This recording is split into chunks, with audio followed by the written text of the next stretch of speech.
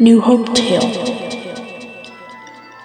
Dust to Dust, a friend we trust. Written by me. Dust walked down the staircase, his footsteps echoing into the empty abyss of the multiple corridors of Nightmare's palace. Dust thought to himself, how could Nightmare let a bone dragon, a half-human scum of all entities, join the group? I mean, she was half-human. She had to be planning something, right? No one has that many nightmares and can't be planning something bad, right? At first, he thought it was just the never-ending wails of the motionless outside. But no, it turned out the never-ending wails that he heard on a blue moon was Kestrel Wing's cries from her nightmares. He knew what it was like, but he also knew that came from the trauma of killing. So how could somebody have that many nightmares, that vivid and horrid of them, without having a high level of LV? He had never checked her soul, mainly because Nightmare had ordered them to play nice with her, in quotation marks, he thought. Well, she may have been able to pull the rug over everyone else's eyes, but not him. He even realized that she managed to somehow somewhat win over Killer. How? How was that even possible to win over his fellow employee, his fellow servant? How had she managed to do that? Why, just because her soul powers or whatever had nearly brought him back from the brink of death when those bandits attacked?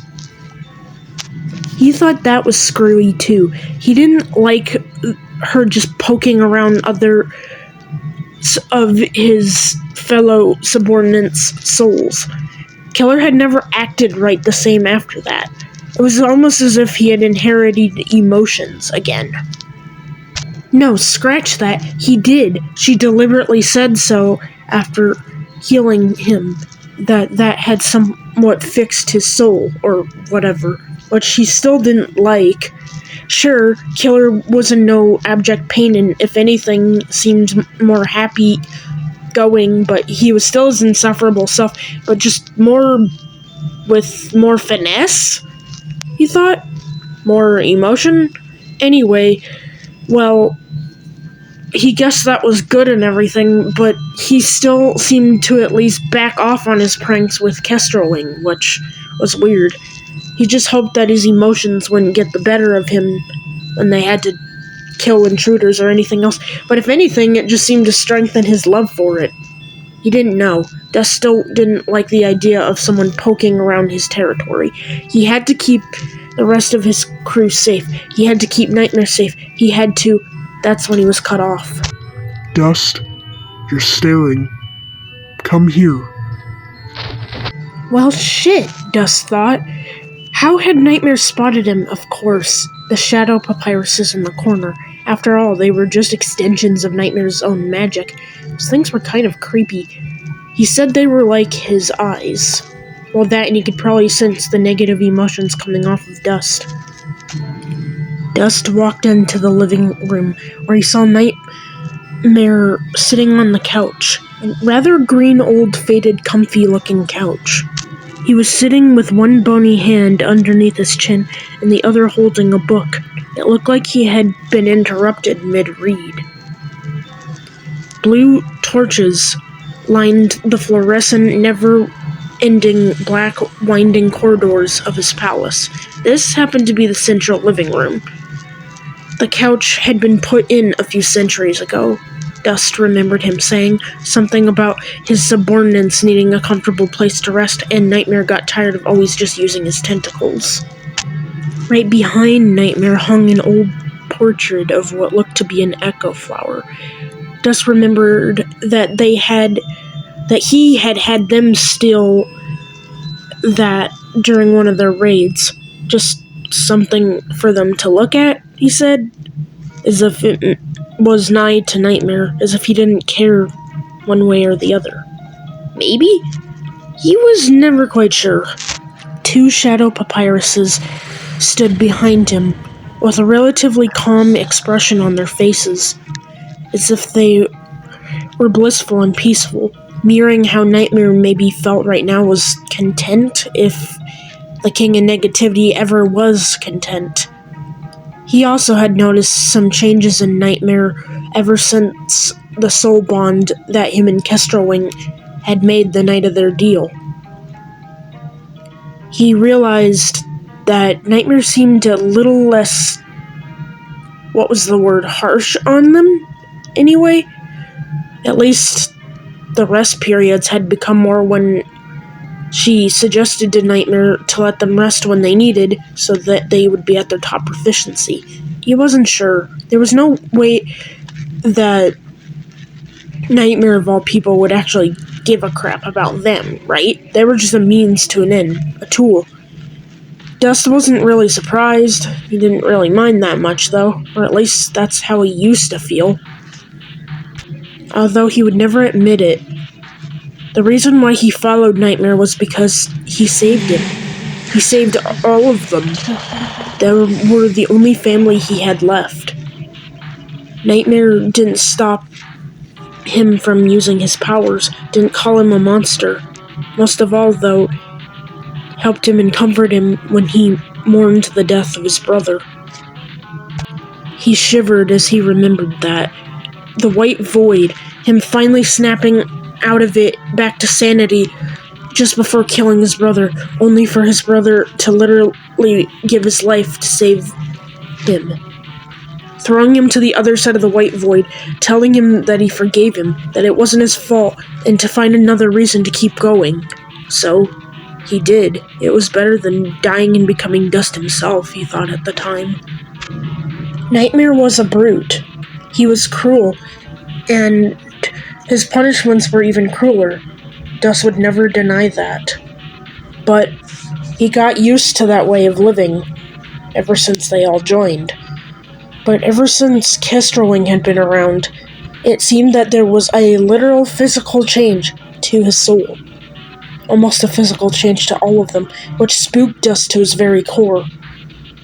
Why all of a sudden were they being more chummy with each other?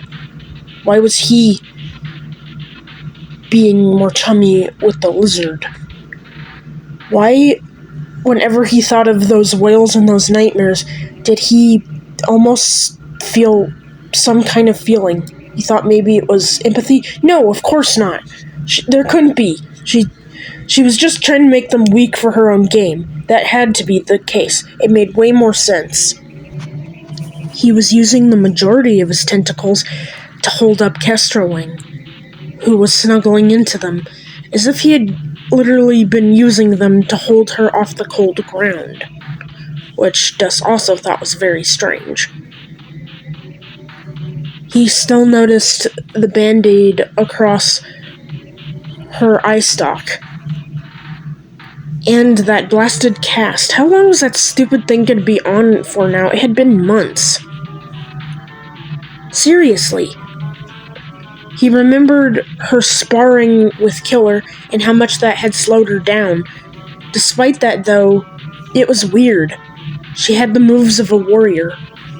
He had no idea where she had learned that, considering her rather soft and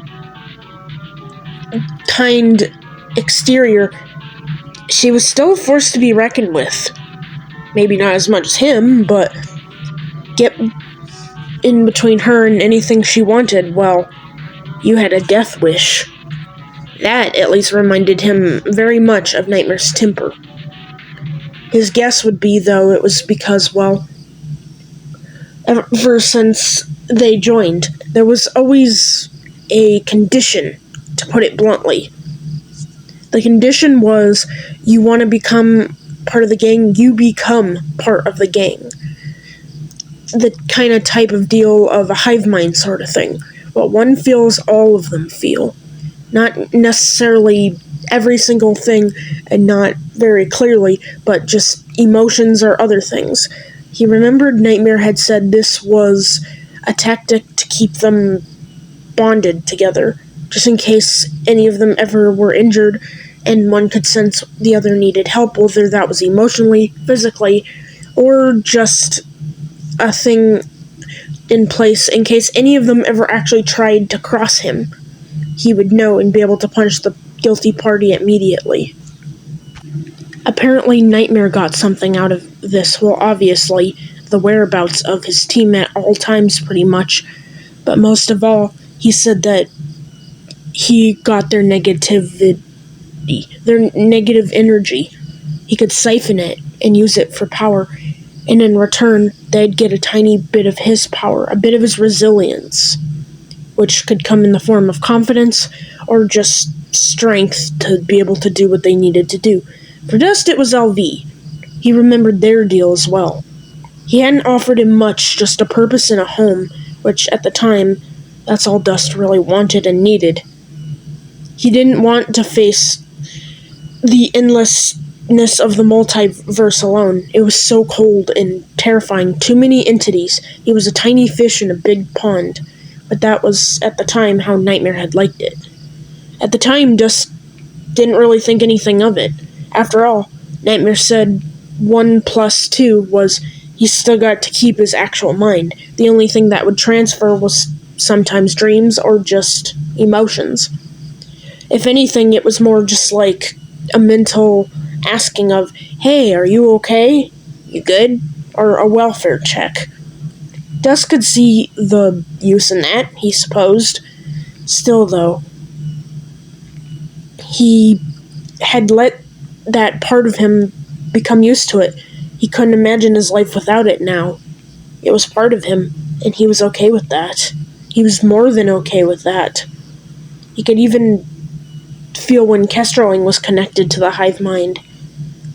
But that's when those weird feelings had come around. Of niceness. Maybe? He wasn't sure. He still didn't trust her, though. She was half human. After all, a human had been the very thing that had done this to him, made him the monster he was today, drove him mad. She was the reason Papyrus was dead. At least, he was never alone. Papyrus's ghost would often visit and try to comfort him. That he didn't mind.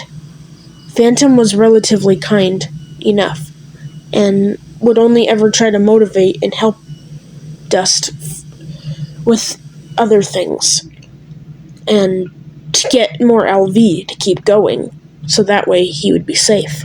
That way they both would be safe, but only if it came to it. God damn it! Why did she always have to make him feel almost bad about it when he would play pranks with Killer and scare her half to death? There was one time when he had accidentally triggered a PTSD attack from her, and he actually genuinely was startled by that and somewhat felt bad. Why did she have to remind him of himself? Why did she have to have that same stupid pacifist-looking grin that his brother had? Why? Why did he have to have all these confusing emotions? Why did she have to make him feel all stoned and pinchy-faced? He hated it. Why? Damn it. It was clear that there was a purple blanket studded with what looked to be stars and a moon on it. It was embroidered. At least that's what he thought. It looked soft and comfortable. It was placed over her. Clearly, from the dragon's deep snores, she was deeply asleep. And that weird amulet thing that it seemed she could only talk to, not that Dust was one to judge, due to the fact that he always talked to his brother and really no one else could see him unless it took a lot of energy of the ghost to make himself known. It seemed to be the same way with the amulet. Anyway, the thing was curled around her neck, nuzzling into her chest, and fast asleep as well. And also, it was clear that with the amulet, it was clearly alive since it literally looked around, blinked, and even made several nods and gestures at them. He had never heard the thing speak before, but apparently Papyrus had, so that was good enough for him. He accidentally thought out loud. So, nightmares again, huh? When are you gonna stop coddling her? She's not a child, she's 22. She can figure it out herself. She's gonna have to eventually. Eventually, the nightmares stop anyway, so there's really no point. Also, when is that stupid casket be taken off for boss?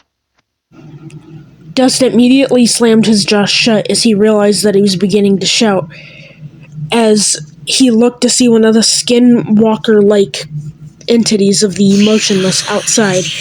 Both of them remained sickly quiet for 1 minute until the thing looked around, got bored, and began in its aimless wandering off. Nightmare looked up from the book and looked back from looking away at the window. He closed the book and gently put it down on the couch next to him. Is that so? Calm yourself, Dust.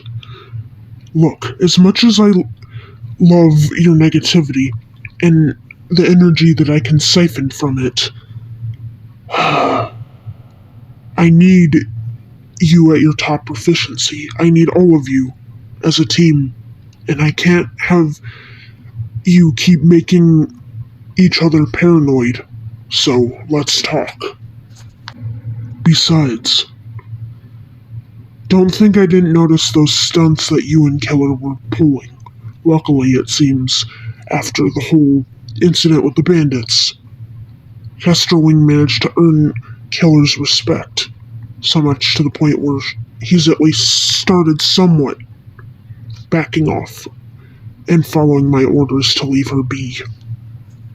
Besides, she's more perceptive than you might think, and you constantly keeping your eye on her is scaring her half to death. So, let's put an end to this problem now, shall we? Dust cleared his throat before sighing, realizing he wasn't going to get out of this, so he might as well just get to it and get it over with so he could go back to sleep. I am sorry, boss, for shouting. I shouldn't have done that. It was out of line for 1 and 2. That emotionless was dangerously close. Those things are so creepy.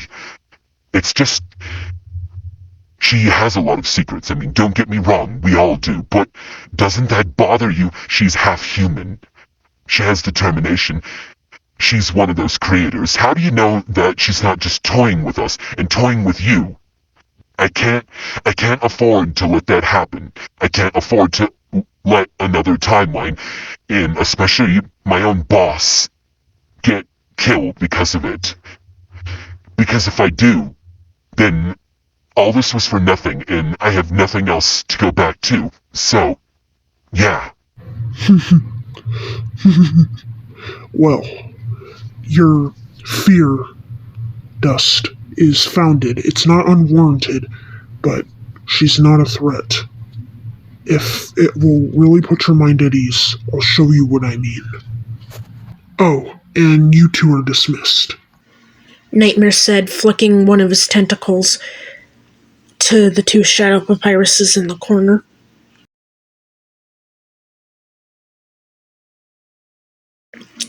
Within a puddle of black goop, within an instant, both shadow papyruses were gone after giving a nod and a respectful bow.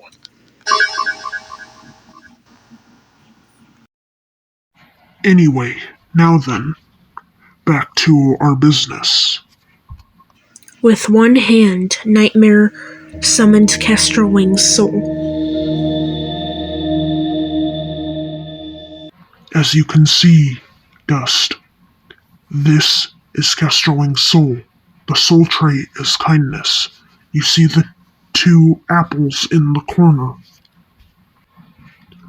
Those 2 apples in the corner, the gold one, obviously, is from my idiot brother. She made a deal to join the Star Stanzas, but for him to put a good majority of positive energy into this apple and give it to her as a sliver of his soul. And in return, She gave some of her magic, a sliver of her soul, as she did the same with me, hence the black apple. The soul glowed a brilliant blue neon green, along with the two apples that glowed a brilliant neon yellow and a brilliant neon black and blue that seemed to be beating rhythmically with the heart as if they were a vital part of it at this point. That's when the brilliant neon green soul, just for a moment, turned red before going back to green again. And in the middle of it, changed to, well, a dim neon shade of green and purple, signifying that she was initiated into both groups. A deep, dim yellow also was at the very center and heart of her soul. All these different parts of the souls had signified that now they were forever bound and connected. A deep bit of different bits of emotion radiated from her soul, along with what seemed to be whispers of 1,000 other souls. Unlike most souls, Dust, it seems her soul has at least two traits, maybe even more. These traits being kindness and determination. Not to mention she now carries a bit of me and Dream's essence within her, and multiple other souls that she offered the chance to keep safe. And only stars knows what else. That is why you can sense so much determination from her, but she has so little LV, Dust. Dust looked enamored, fascinated, and in shock, as if Nightmare had just pointed the way to the moon. How? How on Earth? How in the whole of all the multiverse and dimensions is that even possible? Well, it's like you said, Dust. She's a creator, an anomaly, an amalgamation. She doesn't work by the same rules, but then again, neither do I. And neither do you. Neither do any of us. After all, our souls are definitely not like the original timelines intended. You can't say that I'm wrong with that. Trauma does not equal LV, Dust. Sometimes we live through tough and horrific things. Sometimes we see things. And sometimes the trauma does things to us, but that doesn't make us monsters. Or just outright murderers. You should know that better than anyone, Dust. She won't take us down. She's with us, Dust. I can assure you she is not a threat to us. And to me. Most of all, though, she may have not told me everything, or told me much, and I won't press her about it until she's ready, but she has lost a lot. Like you, Dust, she lost family.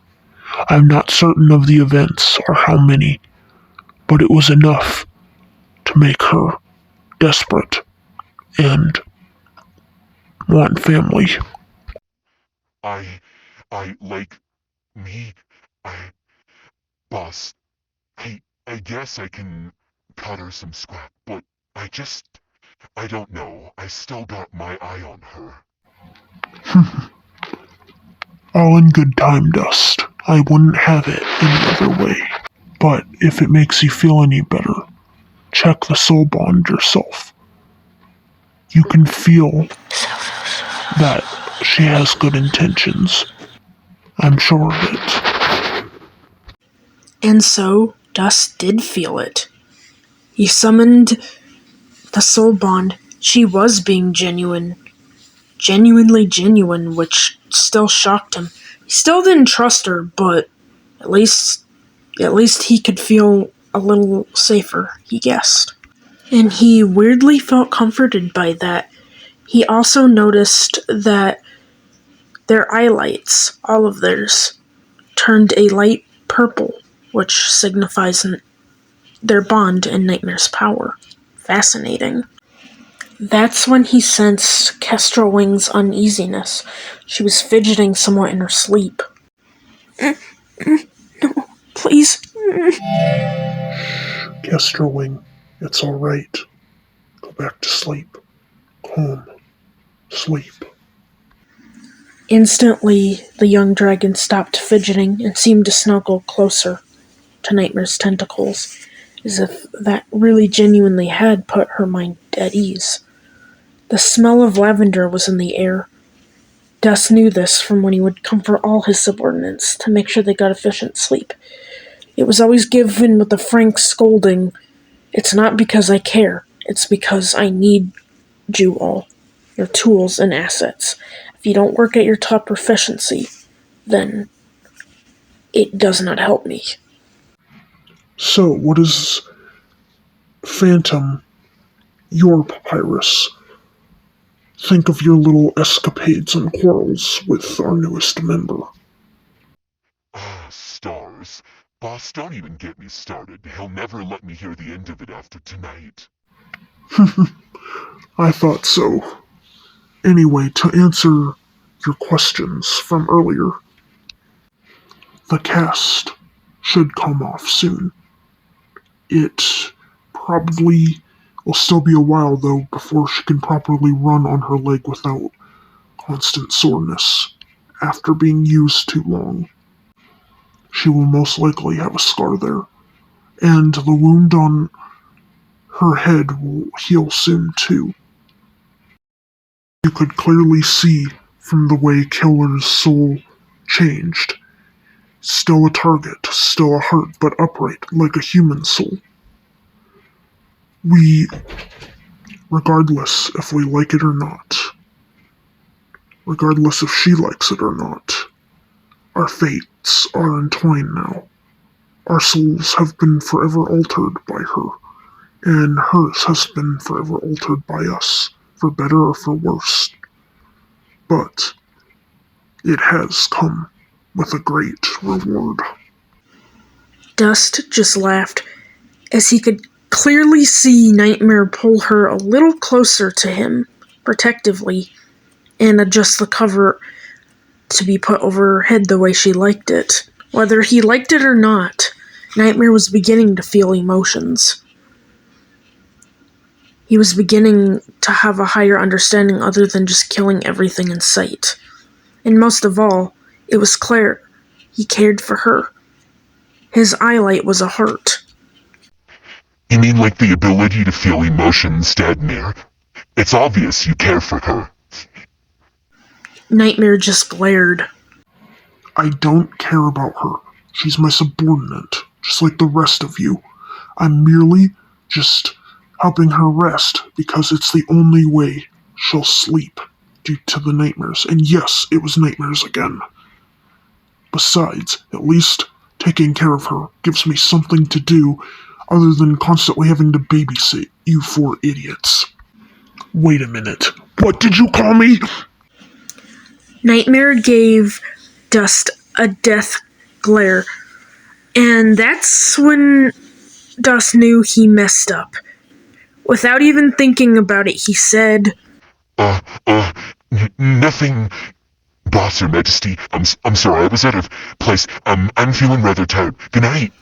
With that, Dust ran down the corridor and immediately up the stairs to his room. Before taking a breath on the balcony to make sure Nightmare hadn't followed him, if anything, Nightmare had just snuggled closer to Kesterling and went back to reading his book. Dust wasn't stupid. He knew that he had outstayed his welcome, and while Nightmare may not punish him, he still had a death wish if he dared stay one more second after saying that for tonight. He had long outworn his welcome, and more than anything else, his boss might be learning how to feel emotions, but he was still the king of negativity and could still be pretty brutal, and frankly, if he could be killed for insubordination, he didn't want to find out. That's when the misty figure of his brother, Papyrus, appeared, with a very annoying smirk on his face. Why, hello, brother. So, how did poking the angry squid with tentacles that can throw you halfway across the room go? Oh, shut up. See you later, bro. Good night, Phantom. And with that, Dust slammed the door to his bedroom and was gone.